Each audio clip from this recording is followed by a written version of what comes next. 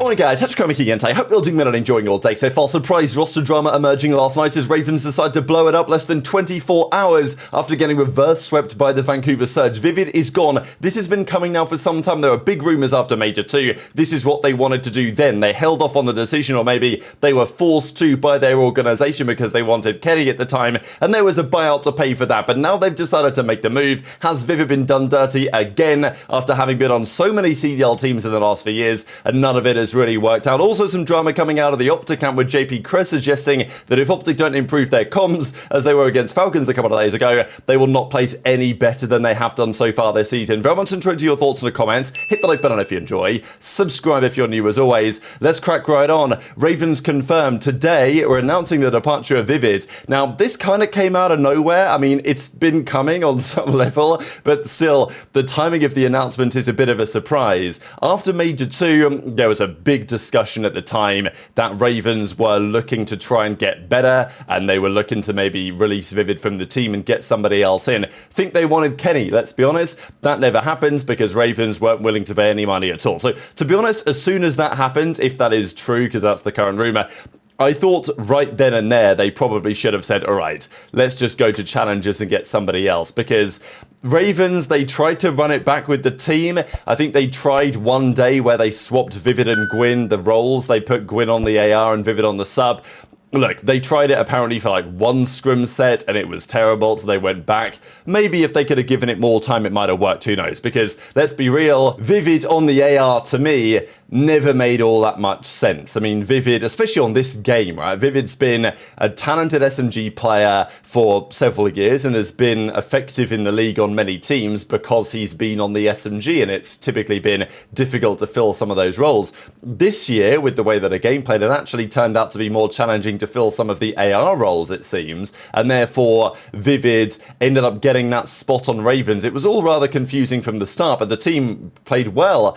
And look, let's not forget, yes, Vivid has been questionable online, but on LAN, the one-eyed Raven at Major 1 and all this, and then Major 2, Vivid's also been a solid player for them on LAN, sure. But did Vivid's spot on that team as the flex ever make that much sense for the longer term? Was it really due to last the test of time? I was never fully convinced. And also, there's clearly a reason why Vivid over the last few years has been on so many different organizations, and he has been, you know, dropped or released, or something has happened at every single one. I'm not saying this is necessarily a slight on Vivid's talent and ability, but there's clearly some, like, I don't know, political or chemistry related reason why when teams are like want to get better, they will just drop Vivid and get somebody else in. And often when Vivid has been released in the past, the team that's got rid of him has not necessarily got better, but you know, teams continue to do it and they continue to feel like this is worth a try. I think the timing of this, because this is coming, let's be real. I mean, they were going to get rid of him after the Major. They were probably just waiting for a bad result, at which point they were going to pull the trigger, and getting reverse swept by Surge was seemingly enough for them to decide to do it. So I'm not massively surprised that Vivid is eventually gone here, and I think the Ravens, it is probably the right time for them to take a bit of a risk for a couple of reasons, one of which being they're comfortably going to make it to the World Championship. They've not got to stress about that, but right now they're slipping down, especially after the Surge defeat from 4th seed to 5th seed, and that's, you know, they're going in the wrong direction. They've got plenty of time to take a risk, to figure it out. And look, if it doesn't work with their new player, they could still have time to sign somebody else and give that a go instead. They're not at this kind of bubble position where they're really trying to make it in, where if they think they're good enough, they could stick with it. It makes sense. And also, the players they may look to target might be targets for other teams as well. And maybe it's worthwhile getting those on board now before you no longer have the option to do so. But the timing of it is still remarkable. I mean, the main reason is that, I mean, what we're talking about Sunday, when they lost to Surge, and less than 24 hours after that series, Vivid has officially been dropped. It's not like they had decided or they'd had a talk with the team after that series. I mean, the decision was made very quickly after they lost that series, maybe before, who knows. They told the org this is what we're going to do, and they've released him from the contract effectively with immediate effect. They've got to sign somebody else, and I don't imagine that the player they're targeting, we'll discuss in a second, has actually signed a contract yet. So, you know, they've officially released a player before really having an alternative. Maybe they just expected it was going to get leaked, right? So they thought we'll just throw it right out there. And it's obviously funny in hindsight because TJ was asked the question by Puckett, like, yeah, what's going on with the team? You guys were looking at Kenny for Vivid, what's happening there? And TJ said, what else could he say? It's all good over here, brother. It's all good. You know, we're all good over here. No stress, no pressure. But obviously a couple of days later, Vivid is officially gone from the team. So pretty remarkable. Who's the replacement going to be? Is it going to be a good idea? The man in question, it seems, is going to be Dylan Rex. There's been a lot of talk about Rex over the last few weeks, really, and frankly, a couple of years. Rex was pretty close. I mean, I think he got an opportunity to get into the league last year and turned it down when there was a couple of things happening.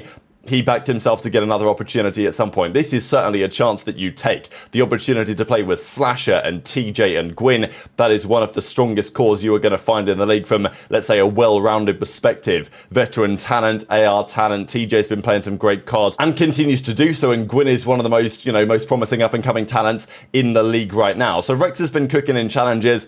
I think it makes much more sense for him on the flex than it does elsewhere, and getting to play with Slasher and TJ and some of that experience should, I think, be very valuable.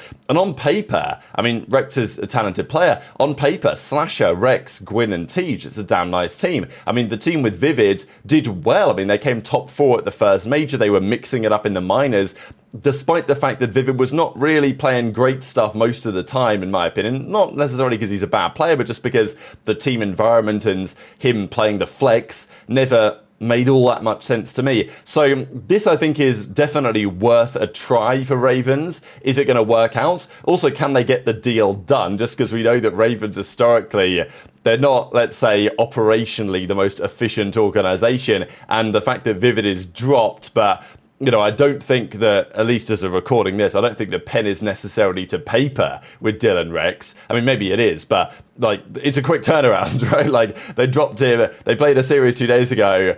Now Rex is off his challengers team. So I'm assuming they're going to get the deal done. But we saw this with Mercules, Exceed and Craze. Rex has gone, Pro Loot is into that team. So it's all going on here. Obviously, Mercules is also another name that was in the conversation too. A few top guys and challengers that could have been considered for this spot. But that's what the latest rumours and sources say. And it's pretty interesting just to think about if Rex delivers, what that means for the Rookie of the Year race. Not, we'll see. Obviously, it's early days. The guy's not even signed the contract probably yet, let alone actually in the league. Also, I do wonder what it means in terms of practicing with the team, because they played with Vivid up until a couple of days ago. I don't imagine they've had a load of scrim sets with Rex in the team yet, so it's obviously a bit of a gamble, but probably a gamble that's worth taking. And if Rex delivers, I mean, Rencor obviously is right now Rookie of the Year, I would say for sure, but Xnid can't be that far behind. Super has now joined Heretics as well. There's another couple of names going around. I think, unfortunately, Lunarz has been pretty woeful, but it's not always necessarily his fault. That team has been a bit of a shambles, as we know. So intrigued to your thoughts in the comments below. Just one other quick thing. I looked into Attach's stream last night. He turned the stream on for the first time in a month and a bit, and it's a Monday, right? So it was a day off scrims, but there was a little bit of talk about, oh, well, Attach's streaming, maybe. The teams take Mondays off practicing, but Cloud9 are struggling. Maybe they might have got an extra set in or something against a challenger team or something, but clearly was not the case. But Attach, I listened to a little while, and Attach was talking about how he is going to be going to the major, right? So I think that for Cloud9, it's just another discussion, because with Ravens making a change and with C9 rumored to be this Attach capsule thing, I was kind of wondering, maybe if Ravens are doing it, could Cloud9 maybe do something as well? It's also maybe a little interesting for OpTic. Obviously, I've got a couple of clips to share here, but we know that this season for OpTic, the only real good comparison to it is a couple of years ago, Modern Warfare 2, when they had all sorts of drama. Scump retired, Dashy was dropped, Dashy was back, Huke was in, but they wanted Pres, but they couldn't get him. And it was all sorts of chaos. And that, of course, was the year that they signed Ghosty. And their team is very similar, right? Back then it was Shotzzy, Dashy, Huke, and Ghosty. This year it's Shotzzy, Dashy, Huke, and Skyz. So, there is an argument to say that maybe instead of Skyz, if the Skyz Dashy thing doesn't work, which, look, I think Skyz is a solid player, but was I ever convinced that it was going to work that well with Dashy, just as a duo? Because, Dashy is a slower player now. I mean, he can play faster if he wants to, but I'm not sure that's necessarily best suited to what OpTic want to do. And it's not like he's been slow, but just the, the Dashy Skyz thing I was never fully sure about. And the idea that if you look back a couple of years and you see that Ghosty, obviously Ghosty had a lot to give in terms of communication, right? I'm not necessarily sure that Rex does to quite the same extent. He probably is a player with slightly different strengths and weaknesses. But Ghosty came into OpTic a couple of years ago, soaked all the hill time and just was the UAV for the team. And that worked out for them, obviously. So maybe there's an argument they could look down to challenges in a similar type of look, but Ravens have now pulled the trigger in time that Rex is now no longer an option for any other team if teams wanted to make a change. That, at least, is as it stands. But these are the couple of clips to share. The Karma one is interesting because, mentioning how Kenny he was shooting so bad that there must have been an issue with his PC. There were even some discussions that Skyz, having turned up to the OpTic facility, wasn't very happy with the PC and got another one instead.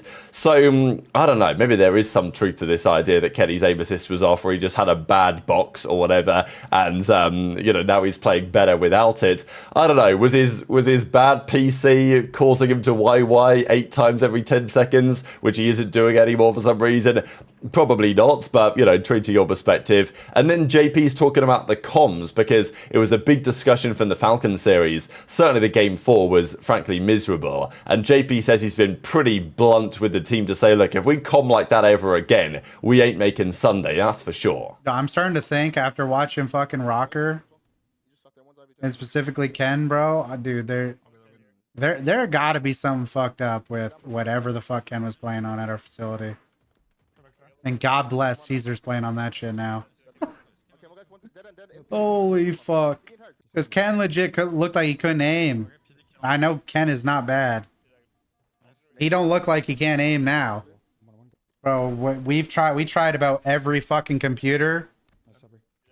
3 different computers, we tried Ken on all of them.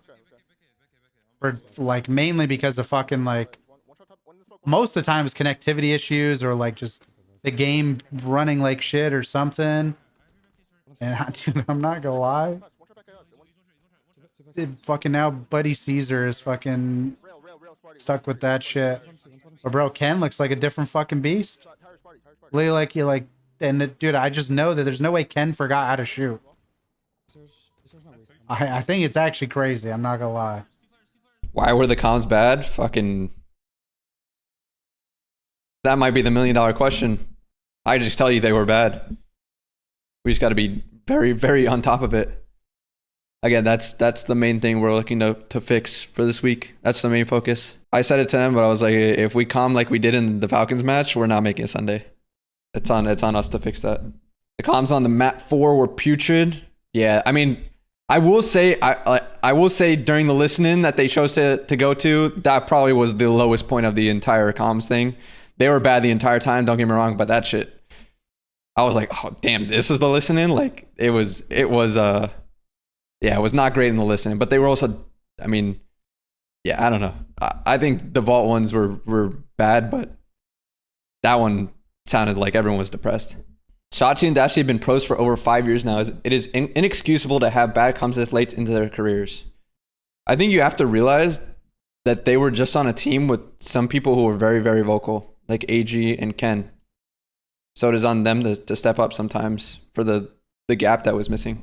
Of course, Sunday is top 4, which is, frankly, the bare minimum this OpTic team should be expected to deliver. Thieves get roasted this year for not delivering on expectations, which is probably fair on some level, but their event results have still been 2nd and 4th. I mean, they've made both Sundays. They've put themselves in the mix, right? I think that's the point. Many players have said this, even maybe it was Kenny in recent years, to say, look, all you want to do as a player is turn up on Sunday morning, because if you turn up on Sunday morning, you're still in the tournament. Anything is possible from there, as we saw when OpTic won Major 3 last year and made the crazy run in Toronto. So, yeah, that's JP's point. Obviously, right now, people are saying, look, you guys better focus on making a Saturday. That's the first port of call. Of course, they've made it for the last couple of events, but, they've been top 8 and gone out on the Saturday in both of the most recent events. Obviously, the teams that get eliminated Friday are the top 12 teams, and that actually there is one top 8 team that does go out on the Friday night, so it is possible, but yeah, it hasn't happened, I think, for OpTic so far. But is it going to be an easy fix for OpTic to figure out the communication? I'm not necessarily sure. Like, the comms issue is one thing, and Skyz doesn't really seem to have brought maybe even what Kenny and certainly what Ghosty did a couple of years ago to the table in that regard, and that is a concern. But also, it felt like just the energy in general. I don't even think it's necessarily the quality of the communication. It's more so like, you know, do we want to be here, right? Because certainly sounded like Falcons wanted that win way more than OpTic did. And maybe that's understandable because Falcons had 0 points, 0 wins. Like, they obviously were going to be going hard, especially against Pred's former team. But it's not like OpTic are comfortably making champs like Ravens, and therefore it doesn't really matter if they lose a series. Like, it does matter. It's very, very competitive right now for this World Championship fight. So very much into your thoughts on all of this stuff in the comment section below. Hit the like button if you enjoyed. Subscribe if you're new. Take care. And I'll see you next time.